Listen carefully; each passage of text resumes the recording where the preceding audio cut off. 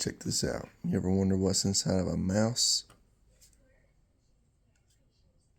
Got all the little plastic pieces for the buttons, for all the presses.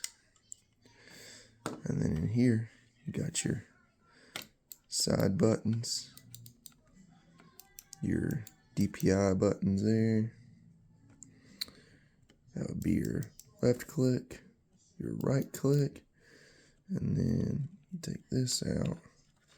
If you look, that little button right there is for your scroll wheel click. And of course all the wires and all that jazz. Got a LED light and the little thing that projects it down to your thing. But looking at the bottom, this little thing here, I think is like an optical,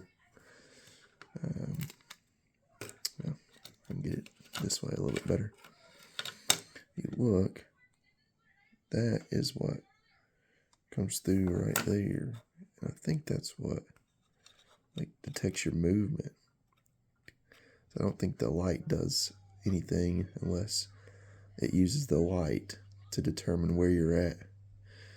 But yeah, I pulled this thing apart because I was interested to see, and kind of neat.